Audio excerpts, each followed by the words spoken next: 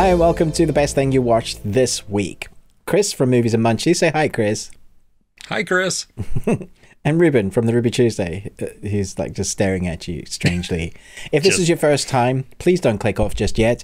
We have amazing things to talk about. It's been an interesting week of content, which is what we cover, supposedly the best stuff. If you don't agree with us, that's fine. That's what we hear about. Let's talk about it in the community below. I think we're starting to gather a really good community of people coming back, giving us, letting us know what they think is the best thing. And sometimes we don't even, like, we've never heard of it, and we'll just add that to our never-ending list, which is great. In our audio podcast, what film are we talking about this week, Chris? I don't know. Did we choose a film? I have a film to talk about that I watched this week, but I don't. Great. I think we probably both won, but we didn't converse. So maybe you'll get double for your for extra special helping, but also in the audio version with the exclusive content, we've got news, which again, every week the world just continues spewing out interesting news in the world of entertainment. It's gonna be interesting one to talk about there. In our Patreon. If you are on one of the tiers of our Patrons where you get to ask us to do a review, this week's review is Slapshot and maybe an extra little bonus. If you want to go and see that, you'll have to be on that tier. But also we have general, every week we put a new Patreon video and it's topical. So it's normally something that's going on in the zeitgeist of entertainment, or it's something that we specifically want to talk about, a movie that we haven't gotten to discuss, like to really get to the nitty gritties or the guts of it, like the horror guts. Well, and we should get into it. But first, while Chris laughs his head off, we are doing our carry on our movie quote quiz, and last week's were so easy that everybody got them right. Right, Chris? Right. Everybody got it. It was amazing. I was yeah. Congratulations to Rob Vespa, who got 2 out of the 3. And the general. Oh yes. There was also on mine. Yes. We got Pushpa. Who did you say? Rob Vespa. So Pushpa Veli got 2 as well. Nice. Okay. So tie there. Well, I should probably give the answers, right, for last week? Yes. So it was Moonrise Kingdom. Okay. Godzilla, King of the Monsters. Right. And Indiana Jones and the Last Crusade. So the Moonrise Kingdom stumped me for definite. Godzilla, in the recesses of my mind, I knew it, but I definitely didn't get it. And Indy, even that was tricky. So... Yeah. Well, okay. Well, so the consensus is big that Chris is doing these too hard. He's making them too difficult. So, in an effort to not make this my last week of doing this, you're fired. Exactly. Back to the future. I've chosen 3. Okay, I've chosen 3 that I think are going to be ridiculously easy. All right. Let's see. Let's see, Chris. These are not only mainstream movies, but very popular movies as well. Okay. So the first one, I got to do a voice. I hope I can do the voice. If not, well, whatever. It's a weird case from the start. A case with a hole in the center. A donut. Nah. Okay. Number 2. Okay. This one's a long one, so bear with me. I should probably lie down for a moment, rest my eyes. Please know, when I drift off and be like everything lately, I'm fine. I'm totally fine. I dream about you, because it's always you. I think I know this one. Yeah. Okay. It might be one of my favorite films, I think. You know it. You just may not know it. Yeah. Anyway. Right. Okay. So the last one. Yeah. So the combination is 1, 2, 3, 4, 5. It rings so many bells. I have a couple of ideas. Okay. Brilliant. They feel like they should be easier, but for everybody now crying, going, don't I know movies? You've hurt our souls, Chris. I'm sorry. Yeah, Chris sucks. Chris is no. Well, this could be my last week. So I didn't go out with a bang in the hard ones. I could really do that, which would be fun. But no, that's okay. No, I just like to see people cry in the comments. So it's fine. Well, I understand it's so much easier on this end asking or doing the quotes versus trying to remember them. 100%. Yes. Yes. On that note, should I ask a question? Would you like to hear a question? I would love for you to ask a question. Yes. It's movie related. And this is more like one of those things like if you could do something, but it's entertainment. So last week's I was like, and I loved someone's comment on, I choose the sorting hat because that conjures up so many ideas of what the sorting hat could do. And mine was that the sorting hat gives you a haircut so much that you go bald, which is hilarious. Gryffindor! And then you come away, you're all bald. It's great. So this week, if you could choose any TV series that is currently airing or has aired, and you get a movie from that, you're only allowed to choose one, what would you choose? And vice versa, any movie that you would like to see turned into a TV series. Let us know in the comments below. Yeah. Tricky one. That is yeah. Because like the first thing that comes to mind is a canceled series. Yeah, I was thinking the same thing. Like I'm really bummed Archive 81 at the that came out at the beginning of the year on Netflix got canceled, and so that it had more to tell. So I would have loved to see that. The Amazon series Night Sky with J.K. Simmons and Cece Spacek. Oh yeah, that was so good. I was intrigued by that, so I would love a movie to wrap that up. A movie to wrap that up would be great. Yeah, so any of those types of things, I think really probably the first one would be, though, Archive 81, just because I want the full resolution to that. But I'm sure there are a couple of others that have been niggling in my mind of dude, you can't just the OA. Nope, there we go. The OA. That's what it is. I was waiting for it. Okay, just give us a movie and finish up the questions. If that's what I need it to be a 6-hour movie, though. Yeah. A James Cameron length, an Indian, a Bollywood style. Yes, that'd be amazing because it incorporates dancing.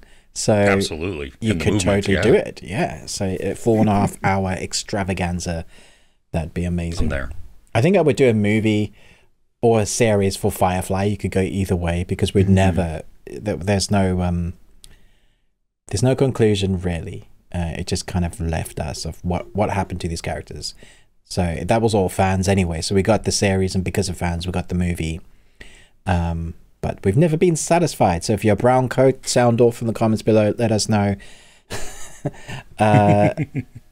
My goodness. I would be the same 100% of things that I've never had answers to.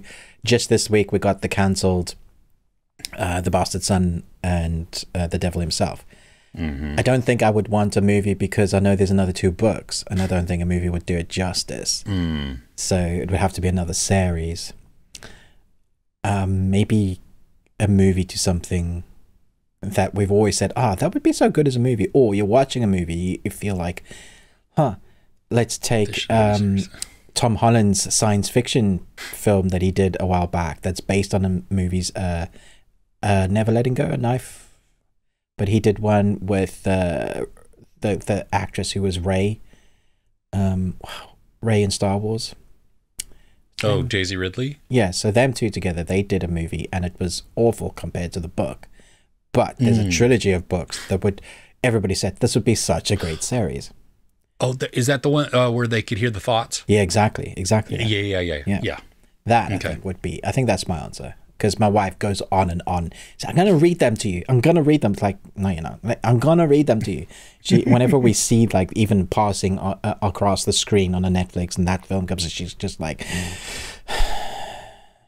it just visibly upsets her. Yeah. Anywho. Nice. Let us know in the comments your choices. Give us one each. Should we jump in? Yes. Let's do it. Cool. What's been the best thing you watched this week, Chris? Have you ranked them? Do you give us your best outright, or do you save it like to the last? No, I just kind of do it in the order that I you just put them on there. Let's just stick one on. Okay. Right. Yeah. Okay. So I don't really talk about this series much because it's more of just a casual watch for me. But I used to love, well, I still love it, but the Top Gear, the UK version with Jeremy, Richard, and James. I don't watch any of the other versions. Yeah, the original. I mean, just hilarious, especially their specials. Yeah. But when they moved over to Amazon for the Grand Tour, I've been loving it. I mean, I love that. I loved Clarkson's Farm. I thought that was a hilarious show. I'm behind on some of it, but that's okay. You know, it's one of those casual watches. Well, this week, I just needed something different, especially at the beginning of the week. I hadn't really started some of the things that I was going to review yet, and I just needed something that I didn't care about, but I cared about. Does that make sense? You know, it just happy watch. And so I watched the Grand Tour, a Scandi flick. And this is where they go to, I think they start out in Norway and they have to go through Finland to get, across. And they have a time limit to do this in. And this is a car show for people that don't necessarily have to like cars. 100%. And that's what I really... You don't need a driver's license. You could never have driven a car. You will love this. Yeah, it's them. It's their personalities. It's the craziness they get into. I mean, there's a quote from James May, one of the presenters, not in this, but just that he had said at one point, we're not three wise men. We're a wise man, a cheat, and an idiot. And so that's really what you get. So it's just these adventures. And this one, though, there were a couple of times where literally we gasped out loud because some of the things that happened in this episode you were not expecting at all. Dude. And I don't say that. Did you see it? Oh no, this is probably one of my favorites. I watched it with the whole family. We laughed out loud a lot, but also there's a moment we were really worried. In the tunnel there? Yes, in the tunnel. Yeah, oh my gosh. Yeah. No, it was horrifying really, because you're like it just catching your Yeah. And it was real. That wasn't fake. Goodness. Yeah. No, it wasn't staged. It wasn't. No, that was not supposed to happen. Nope. And so, but just their interactions, it made me laugh so much. I mean, my wife and I we were just sitting in bed, just needed that, that lighthearted type of thing. And it really was. It was just a great hour and a half or something like that of viewing. You get to see, beautiful countryside as they go through the mountains. They are playing pranks on each other, which I thought were really funny. The pranks were great. They worked well. They made me laugh a lot. And some of them are dangerous too. Like, oh my gosh, what are you doing to each other? But just great. It still works. Yeah. So, I mean, if you've never tried out the Grand Tour, it's one of those that you can hop in at any point because it doesn't really matter. You get to, I mean, you don't even have to know the presenters because they're just characters. Their specials are grand adventures. It's what it is. They're going to places in the world you probably haven't been to, especially even if you live in that place. They're going to like the outskirts, and they're putting cars into terrible situations and seeing if those cars can survive. And then for some reason, every car they get is the best car ever. And them bickering about that, and then the pranks included in that, and then always having the crew's special car floating in the background if your car fails, as the looming presence of, this is what happens. This is what you'll drive if you fail. And then also you get to see the crew sometimes in the background, and you're just like, oh my gosh, the crew have to get through this nonsense as well with these guys. It's brilliant. Really fun. It's so good. A side note, fun fact, when the Grand Tour began, after it had been, one had been fired from Top Gear and then two left.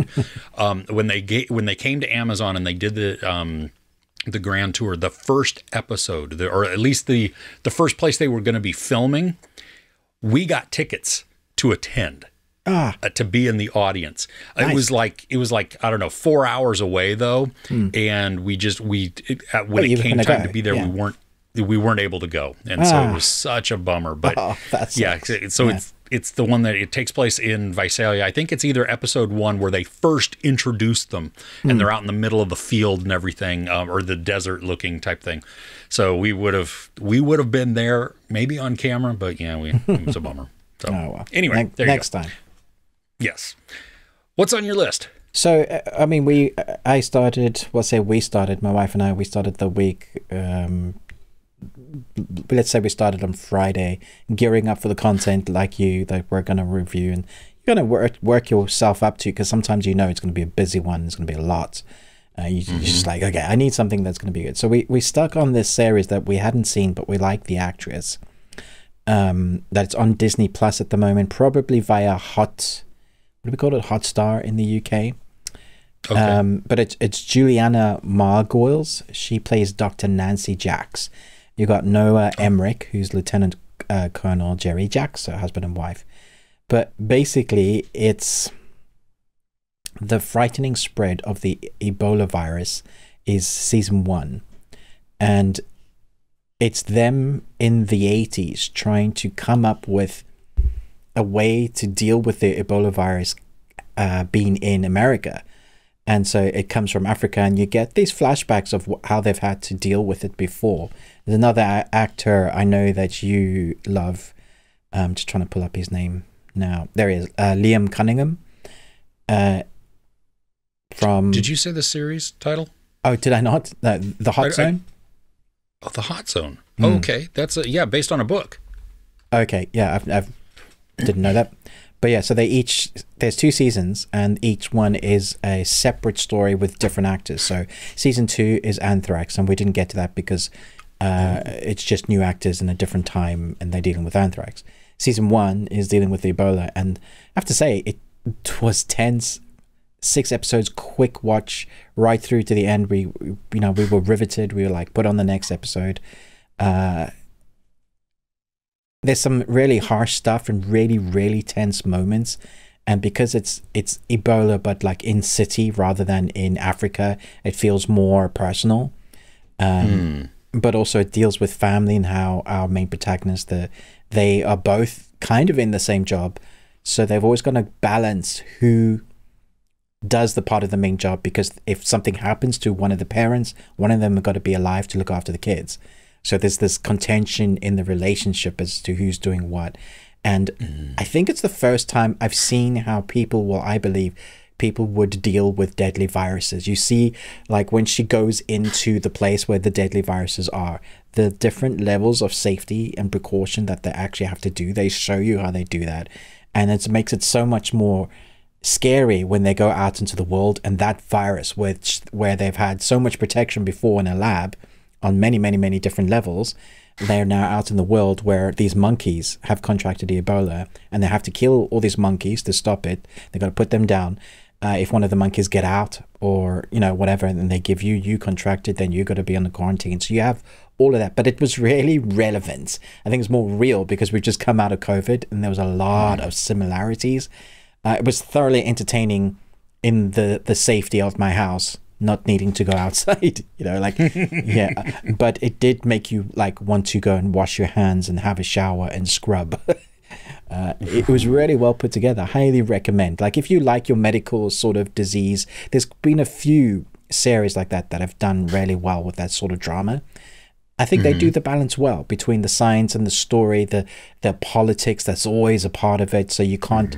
So we have the one person that has absolute proof that there is an Ebola outbreak, but they have the other person says, if you say that, you could cause more damage by saying that. So you have to balance, okay, so what do you do? It made for some very entertaining series. So I think this season 1 came out in 2019. It's one that passed us by that we never stuck on. And then second season, maybe 21, or even 2020, and that's Anthrax. So that's on Disney for us in the UK. I'm not sure where it is. And it's a looking at the poster, it's like a National Geographic is like the backers for that. So it could be on Disney Plus in the US also. some of the other actors, though, good grief. I mean, there's Tony Goldwyn, like Noah Emmerich, like you said, Daniel Day Kim, Topher Grace, Dylan Baker. Yeah. Topher Grace is great in this, and Paul James as well. They are like kind of the two lab rats that kind of get stuck trying to deal with the stuff as it comes in, and they kind of spend the whole series in the lab, kind of stuck in the lab because of what they're dealing with. And you see them kind of lose their mind as they spending so much time in it. Topher was great. Yeah. Nice. That's good. Well, I mean, what's the movie? Outbreak with Dustin Hoffman. Yeah. I mean, it's just a tense think one. Outbreak, but in a series. Yeah. Cool. Okay. Next up for me is a movie I watched actually yesterday, and it's on Netflix in the US. I don't think it's specifically a Netflix movie, but they bought the rights for it, and it's called God's Crooked Lines. Okay. And it is a Spanish mystery that, good gravy, my brain fell out of my head. Was it really complicated? It's convoluted. Right. And why is it on the best thing you watch then? Oh my gosh, no, because of that. The premise is a murder happens. Now, this is how we're told it. Okay, so I'm not going to go into spoilers. I did a spoiler review because I thought it might actually warrant it. But how we're told, a murder happens at a mental institution. And so then a private investigator is hired to go in, pose as a patient who has just severe paranoia, and solve who did the murder. What the doctors are told when she first arrives is that she is a compulsive but expert liar.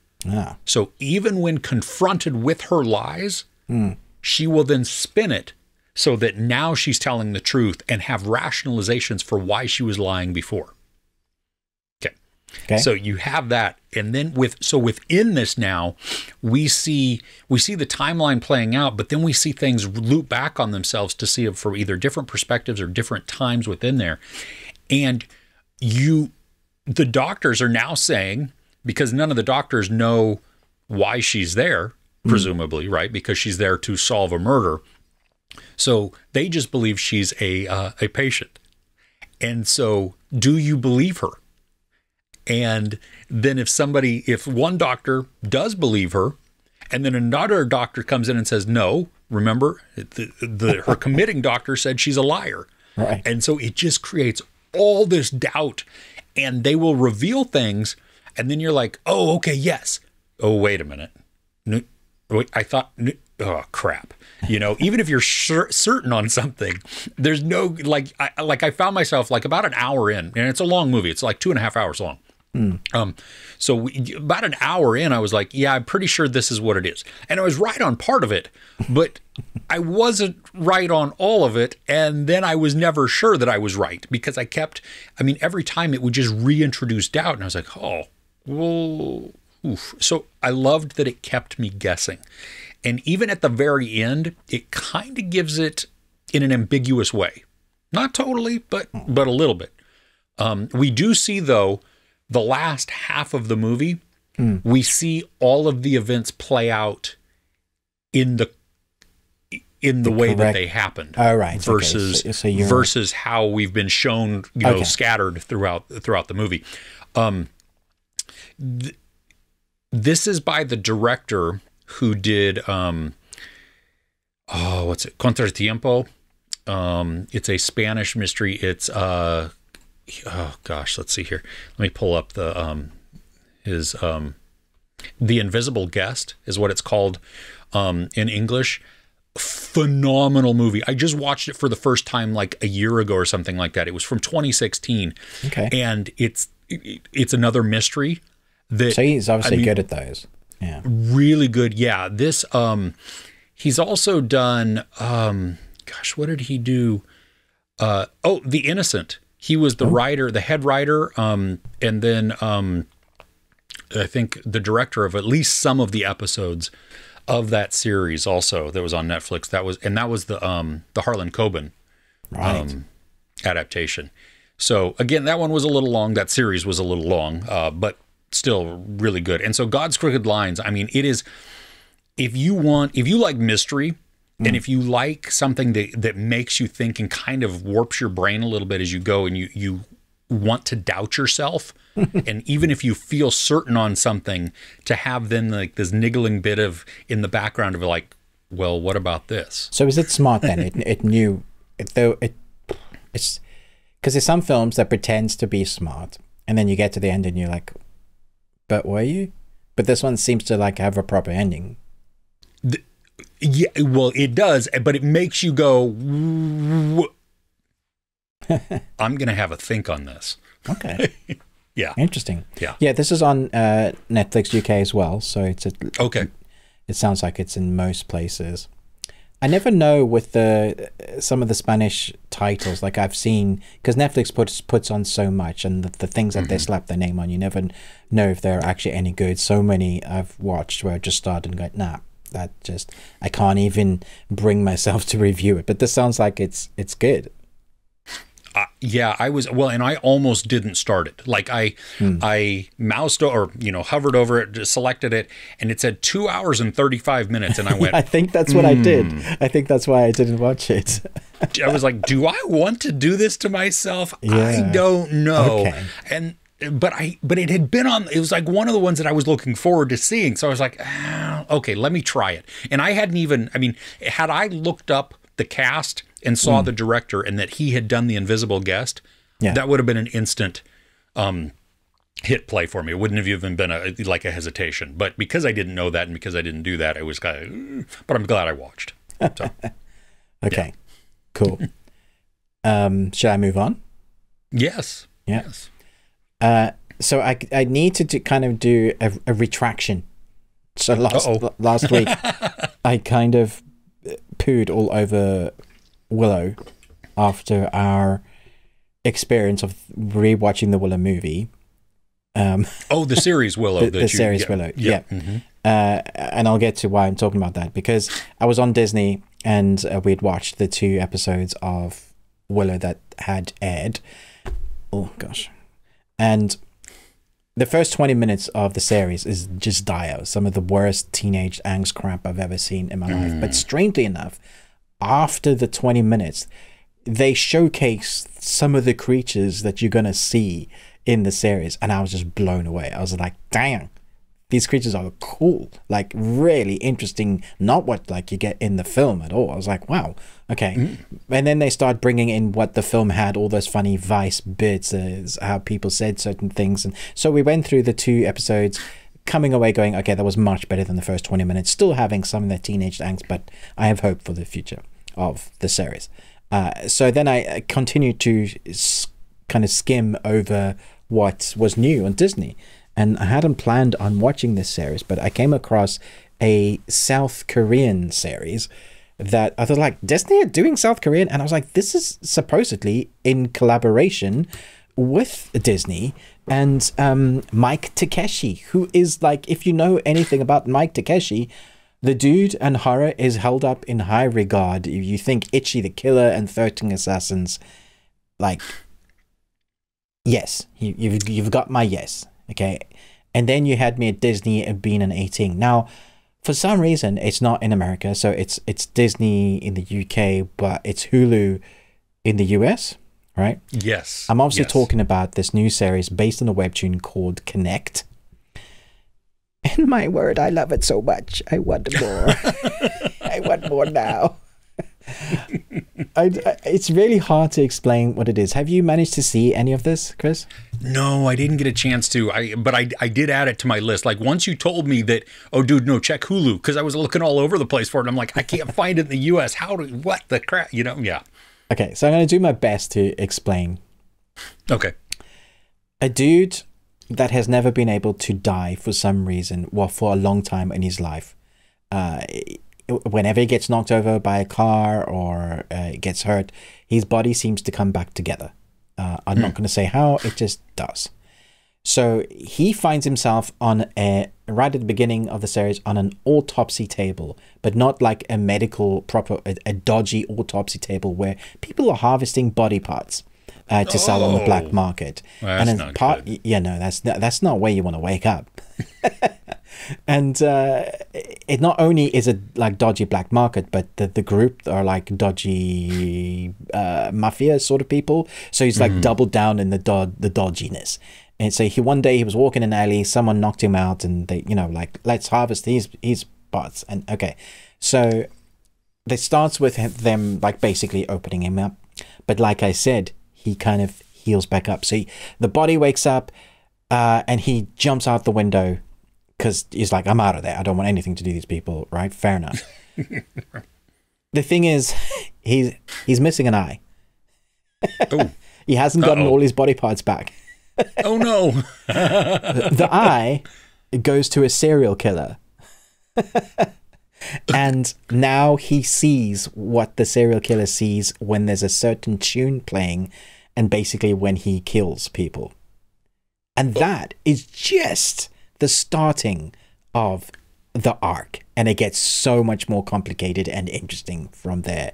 And dude, it's gory, it's fantasy, it's like South Korean, it's webtoon comedy, it's dry but also funny and dark, and man, it's one of those that's like, I'll just stick on the first episode, and then like later that evening, because I started during the day, I was like, yeah, I'm almost finished. I swear I'll help with dinner now, I swear. I'm just like, me and Mike Takeshi were there. Nice. How many episodes? 6. 6. And how long are each of those episodes? They're under an hour, each of them. Okay. Yeah. Okay. It's not enough because I want more. Do you get the feeling like there could be more? Yeah, they definitely didn't wrap it up. It opens up like a big arc. So there is the story of the serial killer that is concluded mostly. Okay. And then there's as to why he is the way he is story that's going on. Gotcha. Okay. Nice. Yeah, when I saw the trailer, at least part of the trailer, like I didn't listen to it. I just watched some of it, and I saw some graphics and some stuff like his leg, and I went, "Ooh, that's weird."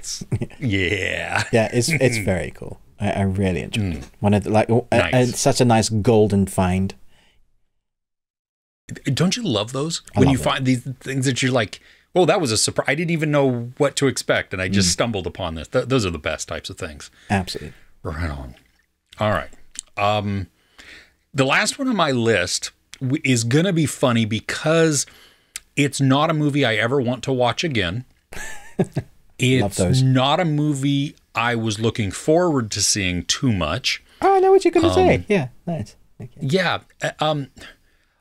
But I'm able to separate my feelings for that for the quality and the excellence of the movie.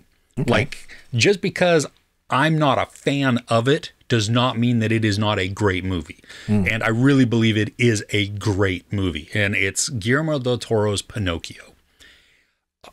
Is this on your list? It's not, but I understand why, because I just have too many on my list. So Gotcha. The animation, so it's stop motion that almost doesn't feel like stop motion for a lot of it. And very fluid. It was way not, it's just as dark as like the Disney one is. I think though this is more emotional. I think this is more mature. It's way more grounded than the original. It is such a better story, though, because we have so much more context for what is going on. Yeah. There is, the amount of grief and loss that is experienced within this film is tough. It's heavy.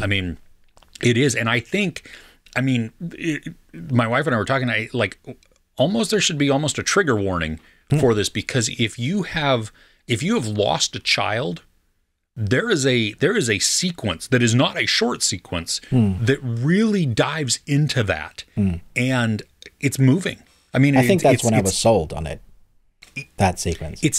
It's terrible to watch, but not terrible as in bad. No, no. Terrible as in like just so weighty and just like heartbreaking. Yeah. Yeah. Yeah. I'm not sure how much, like, I didn't even look at like what the age rating was. I mean, because really, I can't see a lot of little kids enjoying this other than maybe when he sings his, I mean, they like the animation. Yes. That's easy.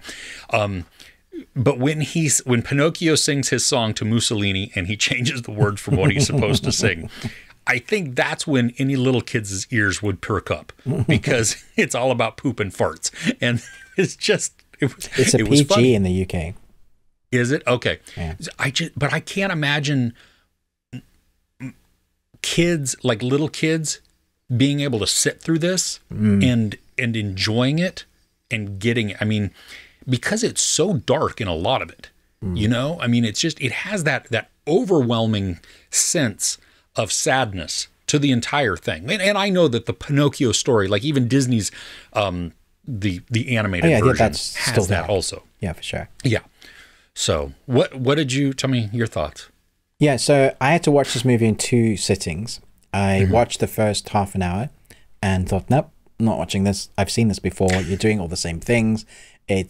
Stop motion looks amazing, but literally I've just seen the Disney version and that just depressed me because it was dull as anything. I've seen this. It's depressing and dull. Not 2 things I don't need in my life. So I came back because Guillermo del Toro is one of my favorite directors of all time. Pan's Labyrinth is probably my top 50 movies of all time. Like, it just will sit there forever being solidified as in, this is awesome. So I come back and literally after that half an hour mark, the story gets really interesting because they do things with the Geppetto storyline that I've never seen in any version.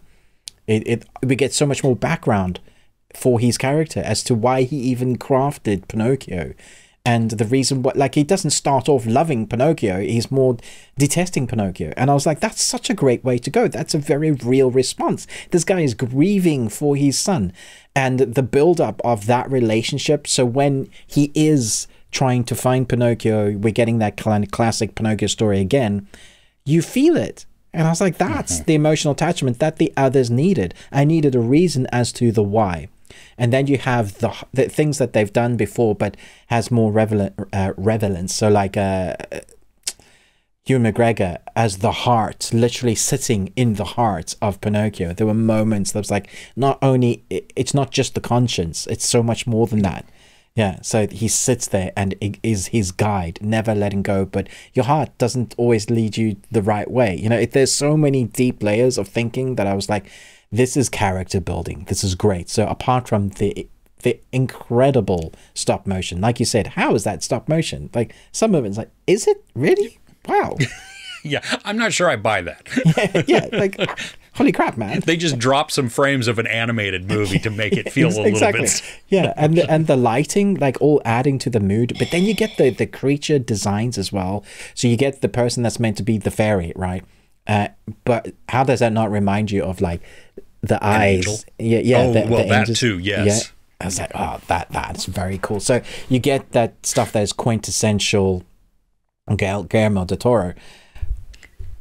But I think the growth, the places where they take the story that's not normal. So he's in a training army camp and he befriends a kid whose dad is just the worst. And this kid is trying to just get his dad to love him. And that whole storyline I thought was incredible. Short, but so brilliant for Pinocchio to learn something about the world, the way the world is. Not necessarily good stuff, but understanding. But also Pinocchio's personality, which hasn't been disturbed by the world yet, brings this kid out of the dumps and helps him realize that I don't need to be like that. And it's their friendship that kind of shines through in the end, which at the moment there's like a really incredible emotional moment with them too, where they decide not to do something. And I just thought it was great. It was excellent. Yeah. Yep. Thanks. Good choice. Cool. Okay, back to me. Yeah. Woo.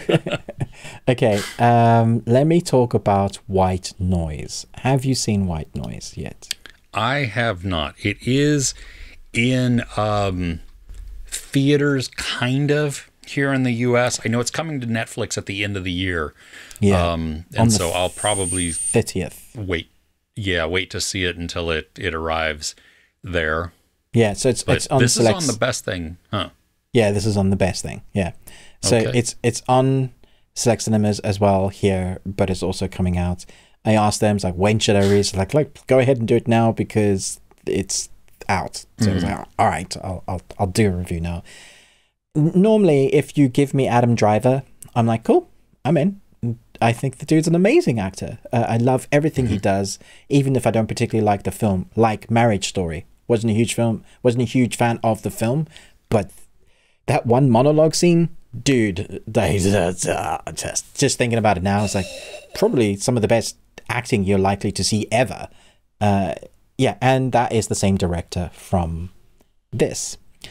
So, based on a highly acclaimed book, this white noise dramatizes a contemporary American family's attempt to deal with the mundane conflicts of everyday life, with grappling with the universal mysteries of life, death, possibilities of happiness in an uncertain world. Also stars Greta Gerwig, Don Cheadle, and a number of others that you'll recognize going, oh, I know that person. Mm. This film is weird, Chris. It's a weird ass film. Because the dialogue comes across as a stage play. And then you have, so imagine that, but in the setting of a living room where your family and your kids are all around. Just people talking as if they're in the stage play. At the same time, imagine you take that setting, you put all of those people in a pub, and you have the ambient chaotic noise of a pub, and everybody talking over each other at the same time. That's what this movie does a lot. So there's a lot of conversations that's over, and you in your brain have to try and grapple with, okay, I'm trying to concentrate on that bit of dialogue, but I'm also trying to concentrate on that bit of dialogue. Now, there are some people who love pubs and they can deal with that. But if you're a person that struggles to concentrate and you get a bit overwhelmed, which I definitely do, then you're the person sitting at the back going, yeah, cool, having no idea what anybody's saying because you have a bit of tinnitus. Someone is talking, someone's laughing in the corner, and the glass is broken, and your brain is like, this is way too much going on. Film does it a lot. Occasionally, it does allow you to focus on a bit of dialogue, and that's when the film shines. And then it goes post-apocalyptic, and you're like, holy crap, what the crap? There's a thing that happens to the town that suddenly it's like you're watching an E.T. movie or a Steven Spielberg movie, but you're also watching a Wes Anderson movie, I said, at the same time. You squish those two together, put it in the 80s, and you're like, what is this movie? That sounds weird. It's weird. I kind of love it for that. It's doing something different. I'm guessing the book is like that. It has a lot to say about things, life, love, happiness. What does it all mean in the world? Death is a very big theme of this movie. So Adam Driver's character, he is the person that's trying to contemplate about the fact that death is always imminent, and how do you deal with that? And then his wife is also kind of dealing with that. And then the kids are aware of their parents being a bit weird, but they're all asking different things. Like, they're kind of focused on death. There's a prominent bit, a plane crashes in a field. And one runs into the room and says, a plane crashes in the field, there's news footage. And they all go and crowd round the TV, and they're watching it, like their eyes are glued to the TV. And the dad comes in and tries to change the channel. And they're like, no, don't you dare. And it's like they're fixated on this person that's just died in the field. And it has it's like very cleverly kind of shoving it in your face, going, hey, death, you've got to deal with death, because at any point, anybody can die. Just ignoring it doesn't mean it's going to go away. You're like, well, screw you. I don't want to deal with death. It might be brilliant, but I could also see why people would say it's pretentious and stupid. So it's one of those.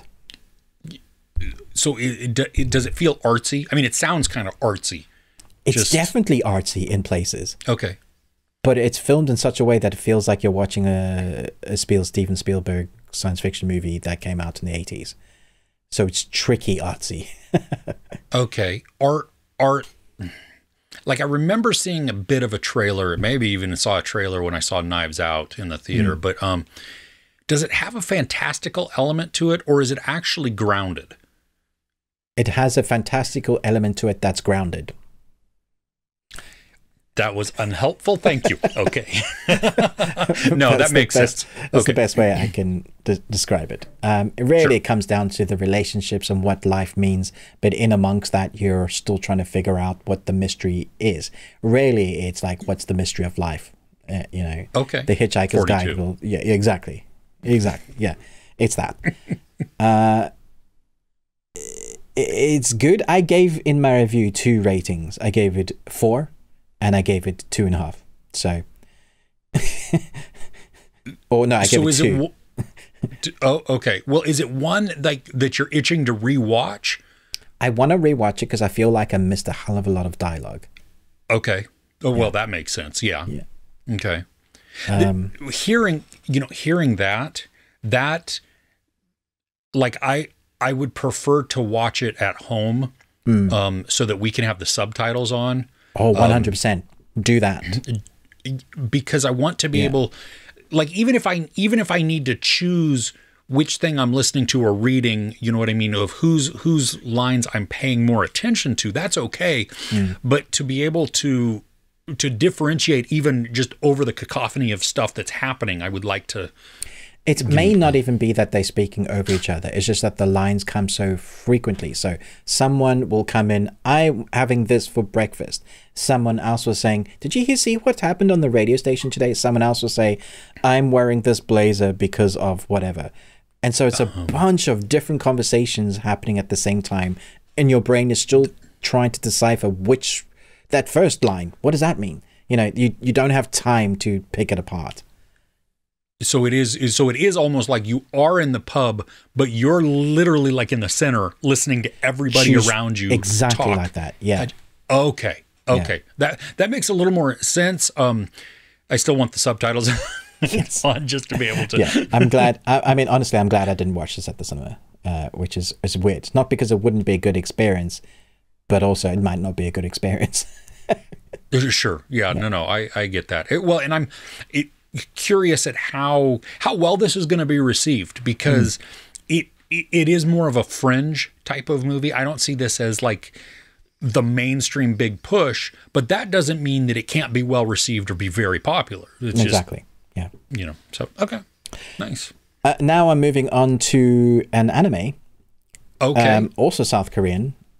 Yes. So I should clarify. There is a word for anime that is South Korean, but it's not anime, because people get surety when you say anime, because anime is particularly Japanese. But what does anime actually mean? It's moving animation, and when you come down to it, it's just moving images that are animated. So this is an animated series on Netflix based on a webtoon called Lookism. I mentioned it briefly last week, and I'm so glad that I'm happy to say it's awesome. I'm trying to remember. It was a short series. I think it was 8 episodes, 25 minutes apiece. It's about a guy that gets bullied at a high school. He pleads with his mom to send him to another high school so he can get away from the bullies, thinking that there won't be bullies there. Of course, there are bullies there. And so the first night in his new apartment, he is living by himself in a 1-bedroom place because his mom couldn't come with him because she's having to do 2 jobs now to support him at another school, which he doesn't know about it. This shows up the classic teenage thinking their life is the worst because they just don't realize they have the teenage brain, right? Not realizing what the hell the parents are going through. In the meantime, the parents are going through probably something way worse. Anyway, he cries himself to sleep that night and wakes up next to a beautiful young man who is like him, but the best version of him. The fittest, the thinnest. He's not fat, super strong. It's the type of dude that, like in an animation series, when the dude walks into the college, all the girls were suddenly like, who is that? And as hyper-realistic comedic moments, for example, a young girl looks at him and her glass frames crack when they see him, right? It's that sort of comedy. The emotional story here, though, works superbly. It's ranging from our character learning about what a bully is. We get to see the other sides of why a bully is a bully, and we see them grow on their characters. And then we get to see him become friends with another kid that is fat like him, but in his other body. And they do a sort of M&M music competition, which is gorgeous. It was wonderful to watch. At the same time, it showcases him learning about his parents, well, his mom, and everybody else's issues at school. So it's a coming of age comedy lifestyle thing with that fantasy element of him being vice versa, but different, right? Because he's both. So he's got to look after both bodies. The body that sleeps 12 hours can't sleep all the time, so you got to give it something to do. So the other body, he ends up making it go to work because it needs money for the apartment. So he's basically got two lives to deal with. The thing is, he realizes everybody likes him, but it's not the real him. Right? And that plays on his mind the whole time. And so there's this inner dialogue, this theme that is beautiful. It was really good. And it's made me go and download webtoons again so I can stop reading the webtoons, because it's going to take so long for a season 2 to come out, and definitely space. And I want more, but I don't want to wait. Nice. Rock on. And that just came out just this weekend, right? That was Thursday. It dropped on Netflix. Yeah. So very cool. Brand new. And then just quickly. Yeah.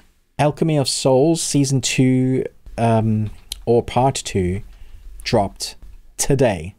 So Saturday when we're recording this, it'll be Sunday when you're watching it. So you'll have 2 episodes if you're watching this, because they drop 1 episode a week. There's 10 episodes in part 2. And if you were on board with the first 20, then you're going to be on board with this. The first episode is 1 hour and 25 minutes long.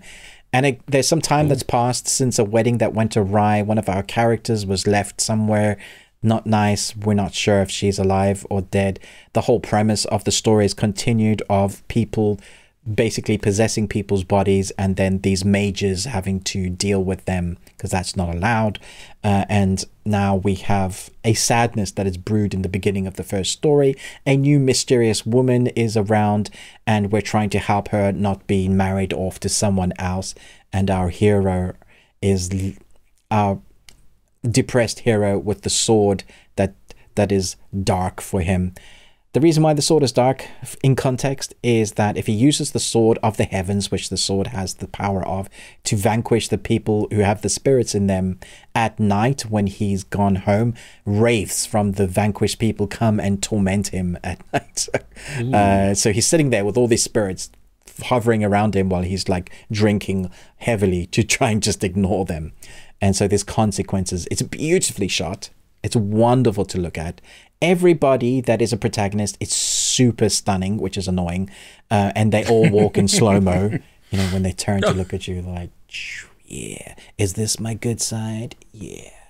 It's all like, come on, man. I know you're beautiful already. The choreography, as you'd expect with the costume design, chef's kiss. Very good. Nice. Okay, this is live action, right? This is an anime. Yes, not anime. Yeah. I don't think I've seen any of this. Maybe I started episode 1. You probably looked at the episode 1 and went, oh, all the episodes are 1 hour and 25 minutes long. Great. Yeah, I'll have to go back and look at this, because there's one, I don't even know what series I'm thinking of. So it may be this one, it may not be. But like I watched like, I don't know, 15 minutes or something and liked it, but just fell I don't off, have time. So. Yeah. Yeah. Okay. So this is part 2. Part 2 just came out. Episodes 1 and 2. So is that, they drop like Saturday and Sunday? Is that what they're doing? Saturday and Sunday until like the end, which is, there's only 10 for this season. The first part was 20 episodes, so 30 in total. Wow. That's a hefty series. It's a big story. Big story. Nice. Yeah. Cool. All right. Anything else? No, I mean, there was good stuff, but yeah, I feel like I've been talking for years. Okay. Well, hey, we thank you so much for joining us. We would love to hear what are some of the best things that you watched. Let us know in the comments below. You can like, share, subscribe, please. Ruben with the Ruby Tuesday, me, Chris with Movies and Munchies. Tweet at us as long as Twitter's around. Best we watched. Butterfly. Ruben's doing little hand things there. That was like the tweeter. Like it's the tweeter. Tweeter. Yes, yeah. yes. The butterfly. If you want to hear the full audio edition, we do a podcast version also. We've linked them in the descriptions below. But if you happen to check out there, please rate and review us wherever you happen to download an episode and just give us a listen. Today, we're going to be talking about some other movies in addition to the things that we just talked about, but then also entertainment news and some of the things that are coming up this week. There's at least one tiny movie coming out that's going to dominate them all. But, no idea what's going on. Yeah, I don't know either. It's something about right. Yeah, there we go. Okay, DuckTales. Wait, what is that? Woohoo! Oh my gosh, it's gone off the rails. Yes, we also have a Patreon opportunity that we would love for you to check out, where we do. Obviously, there are different tiers on there, different opportunities for just a few dollars a month that you can help support this. Ruben, what is you have an announcement? I do. Yeah, I totally forgot. Okay, so guys, our special for New Year's this week, which I've totally we're meant to be kind of telling you ahead of schedule so you can plan it. We're doing a D&D one-shot adventure with a number of us. And Chris and his family and a few of my family are going to be involved. It may turn out terribly, which will be hilarious to watch anyway. Should be entertaining. But it should be entertaining. So if you like D&D and you want to see an adventure that I've created and written, it's a fresh one, so you won't have watched it anywhere because it's a new story. Join us for our New Year's celebration, or whenever you want to watch it. Stick it on your list of, I should check that out. A bunch of noobs playing D&D. Yeah, I've never played. I don't even know. I may ruin the game, and I hope I don't. But nah, you can't ruin it. It's fine. I'll just kill you off if you're terrible. Oh well, there you go. Well, I may kill myself off. Who knows? That's I true. don't know. That may well happen. Yeah. I'm just gonna go get a beverage now, so I can just watch everything else. Exactly. Oh goodness. All right. Well, yeah, but you could also head over to Patreon.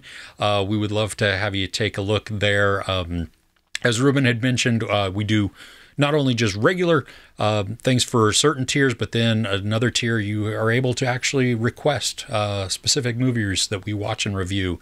So we're going to be doing that today as well, or for you. It'll be on there. It doesn't matter today or tomorrow or 3 weeks from now or last Monday. It'll be on there. Yeah. It'll be on there. Exactly. So with that, hey, we thank you so much, and we will see you next week. All right. Take care. Toodles.